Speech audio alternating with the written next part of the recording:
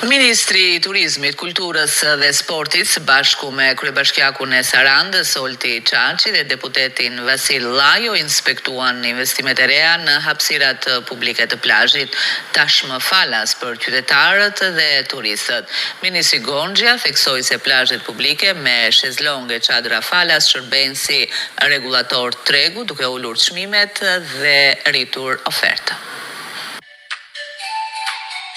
Qyteti bregdetar i Sarandës është gati për të çelur sezonin e ri turistik. Ministri i Turizmit, Kulturës dhe Sportit së bashku me kryetarin e Bashkisë Sarandë, Olti Çaçi, dhe deputetin e Partisë Socialiste Vasil Llajo vizituan nga afër investimet e reja në hapësirat publike të plazhit, tashmë falas për qytetarët dhe pushuesit. Gonxha tha se plazhet publike që ofrojnë shezlong dhe çadra falas shërbejnë si rregullator duke përmirësuar çmimet dhe zgjerimin e ofertës. Para është plazh publik, edhe është totalisht pa pagesë, është për qytetarët. Dyta, na bën për politikat tona që kemi një destinacion sa më të lirë, konkurrueshëm. Kjo ndikon edhe për të ulur çmimin në përgjithësi në gjithë plazhet e tjera private në qytetin e Sarandës, duke qenë se i jap një alternativë të drejtë për drejtë qytetarëve për të pasur akses në plazh publik pa pagesë. Duke u drejtuar kryebashkiakut Çaçi, ministri Gonxha tha se janë në mundësitë për zhvillimin e ekonomisë blu që përfshin lundrimin privat dhe mund të ndërtohen mole turistike provizore.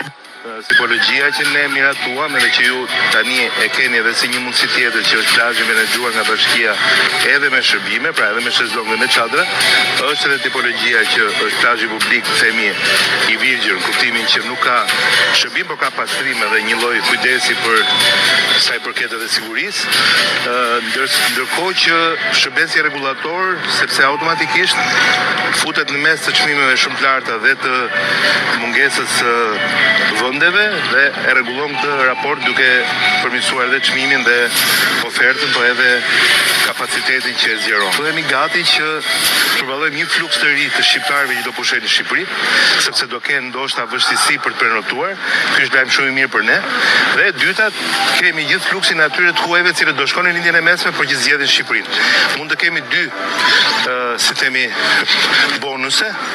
Nëse do dim të përballojmë nga pikpamja e shërbimeve cilësi, po edhe nga pikpamja e çmimeve që të janë çmime të përballueshme edhe për vendasit dhe për qytetarët e Sarandës edhe për gjithë ata që nuk i kanë gjithmonë mundësitë për të qenë në vendet më luksoze apo ku diun më të shtrenjta, neve do kemi bërë me vërtet një punë të shkëlqyer, kështu që ta kemi parasysh të gjithë çmimet, përballueshmëria e çmimeve dhe e gjithë shërbimeve që janë këtu, që mos kthehet në një situatë ku shpesh na ka ndodhur që na vështirësohet për një pjesë ekonomike.